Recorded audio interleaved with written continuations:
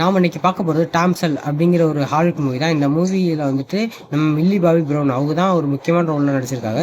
அவங்கள நீங்கள் இதுக்கு முன்னாடி காட்ஜிலா மூவியில் பார்த்துருப்பீங்க. Godzilla king of the master and Godzilla versus Kong இந்த ரெண்டு படத்துலையுமே இவங்க தான் ஒரு முக்கியமான ரோல் பண்ணியிருப்பாங்க. எனக்கு தெரிஞ்சு அவங்க அதுக்கப்புறம் இந்த படத்தில் ஓரளவுக்கு நல்ல பர்ஃபார்மன்ஸாக இருக்குது. ஏன்னா காட்ஜிலா மூவியில் வந்துட்டு இவங்களுக்கு பெரிய அளவில் பெர்ஃபார்மன்ஸ் இருக்காது. ஏன்னா ஒரு சில சீனில் வருவாங்க, வந்துட்டு காட்ஜிலா அப்படி இருக்குது அப்படின்னு சொல்லிட்டு போயிடுவாங்க. பட் இந்த படத்தில் முழுக்க முழுக்க அவங்கள ஃபேஸ் பண்ணி தான் இருக்குது.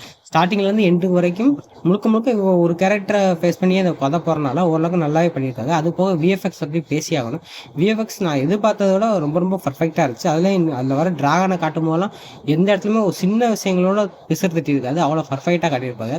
ரொம்ப ரொம்ப எனக்கு பிடிச்சிருந்துச்சு. ஸோ இந்த படத்தை பற்றி நம்ம முழுசாக பார்க்கறதுக்கு முன்னாடி இந்த சேனலுக்கு இப்போ தான் ஃபஸ்ட் டைமாக வரீங்கன்னா இந்த சேனலை சப்ஸ்கிரைப் பண்ணிட்டு கீழே இருக்க பெல் ஐக்கனை கிளிக் பண்ணிக்கோங்க. அடுத்தடுத்த வீடியோவில் பார்க்கலாம். இப்போதைக்கு இந்த படத்தை பற்றி முழுசாக பார்க்கலாம். படத்தோட ஸ்டார்டிங்லேயே ஒரு 6-7 பேர் சேர்ந்து ஒரு குகையை நோக்கி போயிட்டுருக்காங்க. அப்படி அவங்க குகையை நோக்கி போயிட்டு இருக்கும்போது மேலே பறந்து போயிட்டுருக்கோம் ஒரு ட்ராகன். அந்த ட்ராகனை பார்த்துட்டு அந்த போயிட்டுருக்கு, அதை நம்ம கொன்னே ஆகணும், வேகமாக வாங்க அப்படின்ட்டு போகும்போது கோயிலுக்குள்ள போயிடுவாங்க. அந்த கோயிலுக்குள்ள போனோன்னா அங்கே உள்ள எல்லாரையுமே அந்த ட்ராகன் கொன்னுடும். கொன்னதுக்கப்புறம் அரசர் மண்டிட்டு அந்த ட்ராகன்கிட்ட போய் அடி பண்ணிடுற மாதிரி காட்டியிருப்பாங்க. அதோட அந்த ட்ராகன் அவரையும் கொண்ட மாதிரி தான் காட்டியிருப்பாங்க.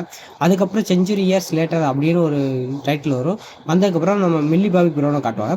அவங்க அங்கே உள்ள ஒரு மரக்கட்டைகள்லாம் எடுத்து அவங்களும் தங்கச்சி சேர்த்து மரக்கட்டையெல்லாம் சேர்த்து உடச்சிக்கிட்டு இருப்பாங்க. உடச்சிக்கிட்டு இருக்கும்போதே நம்ம நாட்டில் ரொம்ப வறுமையாக போயிட்டுருக்கு, மக்கள்லாம் இந்த குளிர்காலத்தை எப்படி தாண்ட போகிறாங்கன்னு தெரில, ரொம்ப ரொம்ப கஷ்டமாக போயிட்டுருக்கு அப்படிங்கிற மாதிரி பேசிகிட்டு இருப்பாங்க. பேசிகிட்டு இருக்கும்போதே அவங்க கிராமத்தெலாம் காட்டுவாங்க. அவங்க கிராமத்தில் வறுமை கோட்டு கீழே போயிடுது, நாடே மொத்தமாக பஞ்சத்தில் இருக்குது, என்ன பண்ணுறதுன்னு தெரியலையே அப்படின்னு அரசர், அதாவது நம்ம எலோடியோட அப்பா தான் அரசர், எலோடி தான் நம்ம மில்லி பாபி ப்ரௌனியினுடைய அவங்க. ஸோ அவங்களோட ஃபாதர் தான் அந்த நாட்டோட அரசர். அவரும் வருத்தப்பட்டு இருக்காரு, இப்போதைக்கு என்ன பண்ணுறதுன்னு தெரியலையே, இப்படி ஒரு நம்ம சூழ்நிலை வந்துருச்சு, இந்த நாட்டை எப்படி நம்ம காப்பாற்ற போகிறோம்னு தெரில, இந்த குளிர்காலத்தை நம்ம தாண்டதே ரொம்ப கஷ்டமாக இருக்குது, என்ன பண்ணுறது தெரியல அப்படின்போது தான் ஒரு இன்விடேஷன் மாதிரி ஒன்று வருது. அது என்னன்னு பார்க்கும்போது இன்னொரு நாட்டை சேர்ந்த ஒருத்தர் தன்னோட பொண்ணை, அதாவது எலோடியை கல்யாணம் இது பண்ணிக்கிறதுக்கு விருப்பப்பட்டிருக்காப்புல அப்படிங்கிற மாதிரியும், அதாவது நம்ம அந்த கல்யாணத்தை பண்ணால் நம்மளோட நாட்டை காப்பாற்றிடலாம் அப்படிங்கிற ஒரு மைண்ட் செட்லேயே அவர் இருப்பார். அதுக்கு நம்ம மில்லி பாபி ப்ரௌன்கிட்ட பேசும்போது, அதாவது எலோடிக்கிட்ட பேசும்போது, எலோடிக்கு ஃபஸ்ட்டு அதை பற்றி விருப்பம் இல்லாத மாதிரி தான் அவங்க சொல்லுவாங்க. பட் அவங்க அப்பா எடுத்த முடிவு நல்லாயிருக்கும், ஓகே அப்படிங்கிற மாதிரி முடிவு எடுப்பாங்க. அதுக்கப்புறம் அவங்களோட அம்மா, அதாவது சொந்த அம்மா கிடையாது, அவங்க அம்மா இறந்ததுக்கப்புறம் 2வது அம்மாவாக ஒருத்தவங்க வந்திருப்பாங்க. அவங்கள நீங்கள் இதுக்கு முன்னாடி பிளாக் பேந்தர் மூவிஸ்லாம் பார்த்துருப்பீங்க. அவங்க இவரோட சின்ன அம்மான்னு சொல்லலாம். ஸோ அவங்களும் இதுக்கு சப்போர்ட் பண்ணிட்டு, ஓகே அந்த கல்யாணம் பண்ணால் நல்லா தான் இருக்கும், நம்மளோட பிரச்சனையினால சால்வ் ஆகிரும், அவங்க மிகப்பெரிய அரசாங்கம், அவங்க மிகப்பெரிய நாடுங்கிறனால அவங்க முதல்ல நமக்கு பல நகைகள் தங்கங்கள் கிடைக்கும், அதை வச்சு நம்ம நாட்டோட வறுமையை போக்கிடலாம் அப்படின்னு பிளான் பண்ணி இந்த கல்யாணத்துக்கு ஓகே சொல்லுவோம், வாங்க எல்லோரும் போவோம் அப்படின்ட்டு எல்லோரும் கப்பலில் எடுத்துகிட்டு கிளம்புறாங்க. அப்போதைக்கு ஃப்ளோரியா வந்து நம்ம எலோடியாவோட தங்கச்சி, அவங்களும் இவங்களும் சேர்ந்து அவங்க அம்மா அப்பா எல்லோரும் போகிறாங்க. போகும்போது அங்கே உள்ள சில ஸ்டாச்சுலாம் பார்ப்பாங்க. அது பார்த்தா முழுக்க முழுக்க டிராகன் ஸ்டாச்சுலாம் வச்சுருப்பாங்க. அந்த டிராகன் ஸ்டாச்சுவை பார்த்துட்டு, என்ன இதெல்லாம் இவ்வளோ பயங்கரமாக இருக்குது, நான் ஃபஸ்ட் டைம் பார்க்கும்போதே உண்மை நினச்சிட்டேன் அப்படிங்கிற மாதிரிலாம் நம்ம எலோடி சொல்லிட்டு போயிட்டு இருப்பாங்க. அப்படி போனப்போ அந்த நாட்டை பார்க்கும்போது அந்த நாடு அவ்வளோ பிரகாசமாக இருக்கும், முழுக்க முழுக்க பச்சை பசேல்னு அவ்வளோ பிரகாசமாகவும் அவ்வளோ சூப்பராகவும் இருக்கும். எந்த ஒரு குறையுமே இல்லாமல் இந்த அரசாங்கம் வாழுது அப்படின்னு அவங்க நினச்சிக்கிட்டு, சரி ஓகே இந்த நாட்டு மன்னர் கூட பொண்ணுக்கு கல்யாணம் நடக்க போகுது அப்படிங்கிறத தெரிஞ்சுக்கிட்டு சரி ஓகே அவருக்கு கல்யாணம் பண்ணி வச்சுருவோன்னு பிரின்ஸ் ஹென்றி அப்படின்னு சொல்லுவாங்க. அவருக்கும் நம்ம எலோடிக்கு தான் கல்யாணம் நடக்க போகுது அப்படின்னு பேசி 2 பேருக்கும் முடிவு பண்ணிடுவாங்க.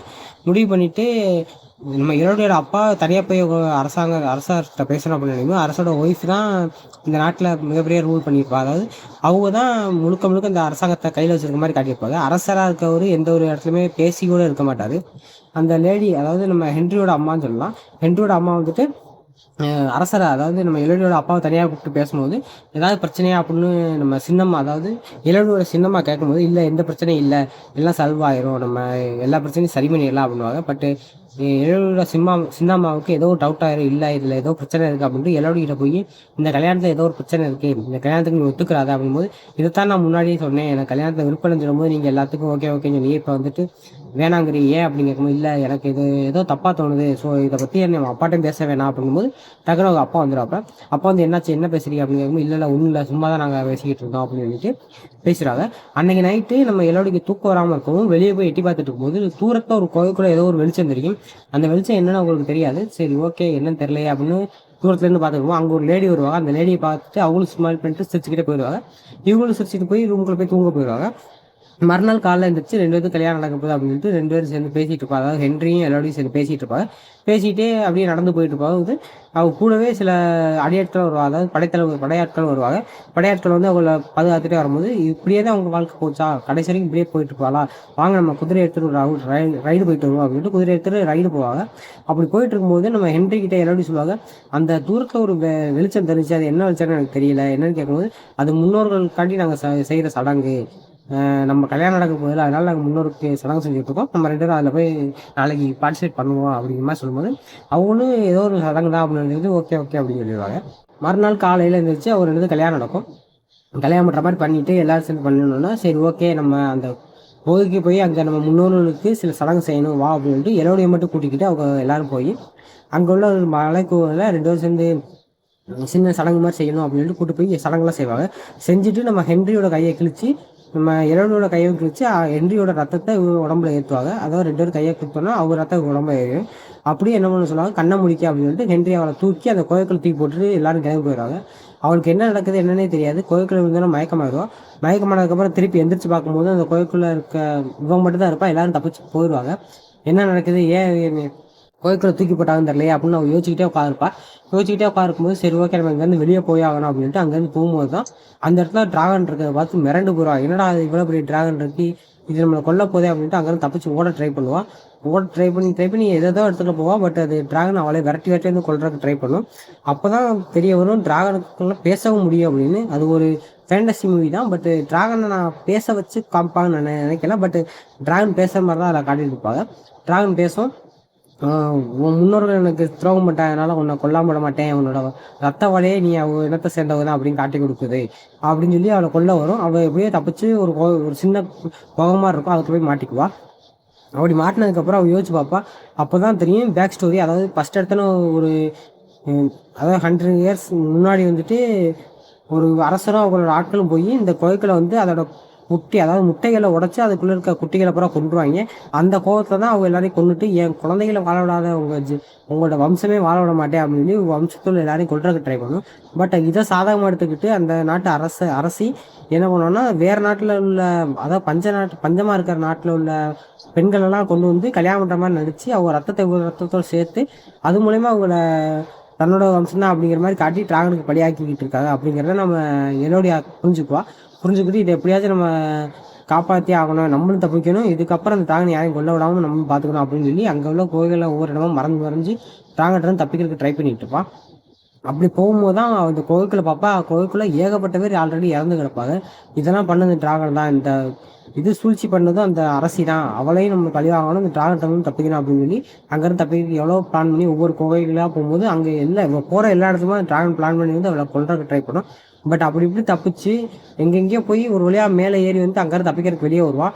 வெளியே வந்து பார்த்தா மலையோட உச்சியிலேருந்து வெளியே வரக்கு இடமா இருக்கும். என்னடா இப்படி ஒரு இடத்துல வந்து மாட்டிக்கிட்டோமே போது அங்கே விக்டோரியான்னு இதுக்கு முன்னாடி ஒருத்தர் மாட்டியிருப்பா. இவளுக்கு தப்பிக்கிறதுக்கு வழியை எழுதி வச்சுட்டு போயிருப்பா. அடுத்து யாராச்சும் இந்த மாதிரி வந்துட்டீங்கன்னா இந்த வழியாக தப்பிச்சீங்கன்னா தப்பிச்சிடலான்னு. பட் கடைசி இடத்துலயும் தெரியும் இந்த கோயிலிருந்து தப்பிக்கிறது ரொம்ப கஷ்டம் அப்படிங்கிறதுனால இது நாட் சேஃப் அப்படின்னு ஒரு இடத்துல எழுதி வச்சுட்டு விக்டோரியாவும் இறந்துருப்பாங்க. இப்போதைக்கு அவள் வந்து தப்பிக்க ட்ரை பண்ணும்போது அந்த இடத்துல டிராகன் வந்து அவளை கொல்றதுக்கு வெளியே வந்துடும். இப்போதைக்கு அவள் மறுபடியும் உள்ளே போகிறதா வெளியே போகிறதான்னு தெரியாமல் முடிச்சுட்டு இருக்கும்போது தான் ஒரு சவுண்டு கேட்கும், எலோடியான்னு சவுண்டு கேட்கும். யாரான்னு போய் பார்க்கும்போது இவளோட அப்பா அந்த அரசர் அவங்கள்ட்ட நகையெல்லாம் வாங்கி தன்னோட குடும்பத்தை ஒப்படைச்சு நீ கிளம்புக, எலோடியா அவங்க நம்ம தேடி வந்துருவா அப்படின்னு சொல்லிட்டு எலோடியாவை காப்பாற்றுறதுக்கு அந்த கோயிலுக்கு அவங்க அப்பாவும் சில ஆட்களும் வந்திருப்பாங்க. இப்போதைக்கு எலோடியா ஐயோ இப்போ நம்ம அப்பா உள்ளே வந்துட்டாரே, எப்படியாவது அவரை காப்பாற்றுமே அங்கேருந்து திரும்பி இறங்கி கோயிலுக்குள்ள வருவாங்க. பட் இவர் உள்ளே போனோடனே அந்த டிராகன் இவங்க எல்லாத்தையும் வந்து அட்டாக் பண்ணி அவங்க அப்பாவையும் கொண்டுரும். அப்பாவை கொல்றதுக்கு முன்னாடி உன்னோட மகன் இங்கே தான் இருக்கா, ஒளிஞ்சுன்னு என்னை பார்த்துக்கிட்டு இருக்கா, அவளை வெளியே வர சொல்ல உன்னை உயிரோடு விட்டுறேன் அப்படிங்கும்போது அவங்க அப்பா சொல்லுவார், எலோடியா நான் தப்பு பண்ணிட்டேன், நகையை வாங்கிட்டு உன்னை அவங்கள்ட்ட கொடுத்துருக்க கூடாது, உன்னை கொல்லத்தான் போகிறான்னு எனக்கு தெரியும், இருந்தாலும் எனக்கு நகை பணம்லாம் வேணும் என்னோடய நாட்டை காப்பாற்ற, அதுக்காண்டி தான் உன்னை அடமானமாக வச்சேன், இருந்தாலும் நான் பண்ண தப்பு தான், நீ இப்போதைக்கு புகையை விட்டு வெளியே வராத, நீ இங்கேருந்து எப்படியா தப்பிச்சு போயிடு அப்படின்னு சொன்னோன்னா அவங்க அப்பாவையும் அந்த டிராகன் கொண்டுரும். அவங்க அப்பாவை அந்த டிராகன் கொல்றதை நம்ம எலோடியா ஒளிஞ்சின்னு பார்த்துட்டே இருப்பா. பார்த்துட்டு வெளியே ஏதோ சத்தம் கேட்குன்னு சொல்லிட்டு அங்கே போய் பார்க்கறக்கு அந்த டிராகன் போயிடும். இப்போதைக்கு எலோடியா ஓடி வந்து அப்பாவை பார்த்துட்டு இந்த மாதிரி இறந்துட்டாப்லையே அப்படின்னு சொல்லிட்டு நீ இங்கே தப்பிச்சு போயிருமான்னு சொன்னோன்னா அவர் உள்ளே இறங்குறதுக்கு ஒரு ரோப்பை யூஸ் பண்ணிப்பா. அந்த ரோப்பை யூஸ் பண்ணி வெளியே தப்பிக்க ட்ரை பண்ணுவாங்க. அப்படி அவங்க வெளியே தப்பிக்க ட்ரை பண்ணும்போது என்ன சவுண்டு கேட்டுச்சுன்னு பார்க்க போன டிராகன் இவங்க கூட வந்த ஒருத்தர் போய் ஒளிஞ்சிருப்பாரு. அவரையும் கொன்னுட்டு திரும்பி பார்க்கும்போது எலோடியா அங்கேருந்து கயத்து மேலே ஏறி தப்பிக்க ட்ரை பண்ணுவான். அவளை கொல்றக்காண்டி வேகமாக வரும். பட் எலோடியா ஒரு வழியாக அங்கேருந்து தப்பிச்சு வெளியே வந்துடுவா. பட் டிராகனும் வெளியே வந்துடும். வெளியே வந்து அவளை கொல்றதுக்கு எவ்வளோ ட்ரை பண்ணும். பட் அவள் அது இதுன்னு பண்ணி டிராகனை ஏமாற்றிட்டு டிராகன்ட்டு தப்பிச்சிடுவா. இவள் தப்பிச்சது டிராகனுக்கு பிடிக்காது. அங்கே உள்ள வேகத்துலலாம் நெருப்பை கக்கிட்டு அது போயிட்டு கூண்டுக்குள்ள உட்காந்துரும். இதை பார்த்த எசபெல்லா, அதாவது எசபெல்லா தான் அந்த நாட்டோட அரசி, எசபெல்லா பார்த்துட்டு அவன் இந்த பொண்ணால் ஏதாச்சும் பிரச்சனை வரும்னு நான் ஏற்கனவே சொன்னேன். இப்போ டிராகன் தப்பிச்சிட்டா, இப்போதைக்கு என் டிராகன் என்ன பண்ண போகுது தெரியல, அவளுக்கு மேலே வேற ஒருத்தலாம் அந்த கூண்டுக்குள்ள நம்ம போட்டே ஆகணும் அப்படின்னு சொல்லிட்டு எலோடியோட தங்கச்சியை பிடிச்சி இழுத்து கொண்டு போய் போடுங்க அப்படின்னு சொல்லும்போது எலோடியோட தங்கச்சியும் அம்மாவும் போட்டில் எலோடிக்காண்டி வெயிட் பண்ணிட்டு இருப்பா. இதுக்கு இப்போதைக்கு நம்ம அக்கா வந்துருவா, அக்கா வந்தால் நம்ம எல்லோரும் நம்ம ஊருக்கே போயிடுவோம் அப்படின்னு சொல்லிட்டு இருக்கும்போதே இந்த நாட்டோட படைகள் எல்லாம் வந்து அவங்க அம்மாவையும் அவளையும் அடிச்சு போட்டுட்டு குழந்தைக்கு, அதாவது சின்ன பொண்ணை தூக்கிட்டு போயிடுவாங்க. இப்போதைக்கு அவங்க அம்மாவுக்கும் அடிபட்டிருக்கும். அம்மா எல்லோடைய தேடியே குகைக்கு போகும்போது குகைக்கு இடையிலே ஒரு இடத்துல அவள் இருக்கிறத பார்த்துட்டு நம்ம உன் தங்கச்சி அவங்க தூக்கிட்டு போயிட்டாங்க, எப்படியாவது இப்போ நீ காப்பாற்று, உன்னால தான் அவளை காப்பாற்ற முடியும் அப்படின்னு சொல்லும்போது சரி ஓகே நான் போய் அவளை காப்பாற்றிட்டு வரேன் அப்படின்னு சொல்லுவாள். அப்பா எங்கே அப்படின்னு கேட்கும்போது அப்பா இல்லை அப்படின்னு சொல்லிட்டு நீங்கள் போய் பாதுகாப்பாக இருங்க, நான் எப்படியாவது வந்துடுறேன் அப்படின்னு சொல்லிட்டு தங்கச்சியை காப்பாற்றப்போம். இதே நேரத்தில் அவங்க தங்கச்சியை கூட்டிகிட்டு வந்து திரும்பி அந்த கோயிலுக்குள்ள தள்ளி விட போகும்போது நம்ம ஹென்றி, அதாவது பிரின்சஸ் ஹென்றி, இல்லை இவள் சின்ன குழந்தை, இவெல்லாம் இந்த இதில் தள்ளி விடக்கூடாது அப்படின்னு சொல்லும்போது உன் பேச்சை நான் கேட்க மாட்டேன், அவளை எப்படியாவது இந்த கோயிலுக்குள்ள தள்ளி விட்டே ஆவேன் அப்போ அவங்க அப்பா சொல்லும்போது அவன் எவ்வளோ ட்ரை பண்ணுவான், இல்லை வேணாம் இவன் ஒரு குழந்தை சின்ன பிள்ளை அப்படி பண்ணாதீங்க அப்படின்னு. பட் நம்ம இசபெல்லா அதை ஒத்துக்க மாட்டா, இல்லை அவளை தள்ளி விட்டு தான் ஆகணும் அப்படின்ட்டு கோயிலுக்குள்ள தள்ளி விட்டுருவா. தள்ளி விட்டு எல்லாரும் போயிடுவாங்க. இப்போதைக்கு அவள் கீழே விழுந்தப்போ அவள் கால் அடிபட்டு இதாகிடும். அவள் மயக்கமானோன்னா அந்த டிராகன் அவளை தூக்கி கொண்டு போய் வச்சு அவளை கொல்றக்காண்டி வெயிட் பண்ணிகிட்டு இருக்கோம். நீ அவளோட தங்கச்சின்னு தெரியும், உனக்கு தேடி எலோடியா கண்டிப்பாக வருவா, வந்தோன்னா அவளையும் கொள்ளையும் உன்னையும் கொள்வேன்னு சொல்லிட்டு அந்த டிராகன் அவளை தூக்கி கொண்டு வச்சிருக்கும். இப்போதைக்கு எலோடியா சில இதெல்லாம் எடுத்துக்கிட்டு எப்படியா டிராகனை தோக்கடிச்சு தங்கச்சியை காப்பாற்றுன்னு சொல்லிட்டு அந்த கோயிலுக்குள்ள மறுபடியும் போவாள்.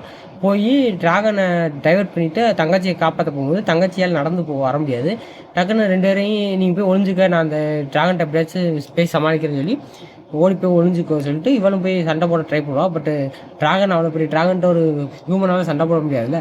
ஸோ என்னென்னோ பண்ணி பார்ப்பா, டிராகனை ஏமாற்றலாம் பார்ப்போம். ஒரு இடத்துல போய் அந்த டிராகன் ஃபயர் விட்டால் அந்த ஃபயர் திரும்பி அது மேலே போகிற மாதிரி ஒரு எஃபெக்ட் இருக்கும். ஸோ அந்த இடத்துல வச்சு அந்த டிராகனை எப்படியாச்சும் இது பண்ணிடலாம் அப்படின்ட்டு அந்த ஃபயர் விடும்போது அது மேலே படுற மாதிரி பண்ணிவிட்டு அது ரொம்ப சீக்காயிரும் அந்த ஃபயர்லாம் மேலே பட்டோன்னே.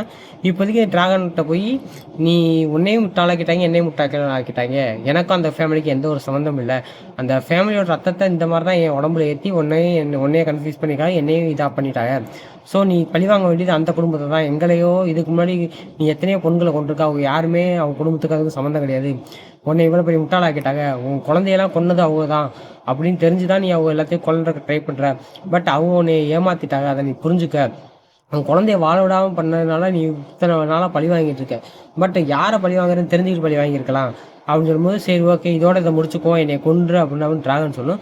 பட் எலோடியா என்ன பண்ணுவோன்னா இவனை கொல்றதுக்கு எனக்கு இது இல்லை அப்படின்னு சொல்லிட்டு அங்கே உள்ள சில புழுக்கள் மாதிரி இருக்கும், அந்த புழுக்கள் எந்த ஒரு காயத்தையுமே ஈஸியாக சாத்திரும். அதை கொண்டு வந்து இந்த டிராகன் மேலே போடணும், டிராகன் சரியாயிரும். அப்படி அந்த டிராகன் சரியானோன்னா எலோடியா தங்கச்சியை காப்பாற்றி கொண்டு அவங்க அம்மாட்ட ஒப்படைச்சிட்டு அவள் அந்த கோட்டைக்கு போவாள். கோட்டைக்கு போகும்போது அங்கே பார்த்தா மறுபடியும் பிரின்சஸ் ஹென்ரிக்கும் இன்னொரு பொண்ணுக்கும் நிச்சயதார்த்தம் நடக்கிற மாதிரி அவளை கொண்டு போய் மறுபடியும் அந்த கோயிலுக்குள்ள தள்ளுறதுக்கு ஐடியா பண்ணிட்டு இருப்பாள். இப்போதைக்கு எலோடியா வந்து நீங்கள் மிகப்பெரிய தப்பு பண்ணிட்டியே, இப்போதைக்கு உங்களை தண்டிக்கிறதுக்கு ஒரு ஆள் வந்துட்டேன் அப்படின்னு சொல்லி திரும்பி பார்க்கும்போது டிராகன் வந்து நிற்கும். டிராகன் நிற்கிறத பார்த்து எல்லோரும் பயந்து ஓடிடுவாங்க. அப்போதைக்கு இசபெல்லாவும் அவளோட மயனும் அந்த அரசர் 3 பேர் மட்டும் தான் நிற்பாங்க. 3 பேர்த்தையும் நம்ம டிராகுலா ஃபயர் விட்டு கொண்டுட்டு நம்ம எலோடி கூடயே அந்த ட்ராவல் பண்ணி போகிற மாதிரி காட்டியிருப்பாங்க. படம் முடிஞ்சதுக்கப்புறம் எலோடி கூடயே ஊருக்கு போகிற மாதிரியும் காட்டியிருப்பாங்க. அந்த டிராகன் எலோடி கூடயே அவங்க நாட்டுக்கு போகிற மாதிரியும் காட்டி கடலில் போகிற மாதிரிலாம் சூப்பராக காட்டி சூப்பராக அந்த படத்தை எண்டிங் முடிச்சிருப்பாங்க. ஒரு நல்ல அனிமேஷன் மூவி, சூப்பராகவே இருக்கும். இதோட சிஜியெல்லாம் ரொம்ப ரொம்ப பெட்டராகவே இருந்துச்சு.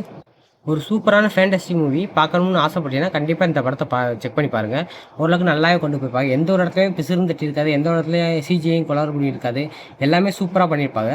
ஸோ பார்க்காதவங்க கண்டிப்பாக இந்த படத்தை செக் பண்ணி பார்த்துட்டு உங்கள் தாட்ஸ் அண்ட் கீழே கமெண்ட் பண்ணுங்கள். இந்த வீடியோ பிடிச்சிருந்தா லைக் பண்ணுங்கள், சப்ஸ்கிரைப் பண்ணிக்கோங்க. அடுத்தடுத்த வீடியோவில் மீட் பண்ணலாம். So bye.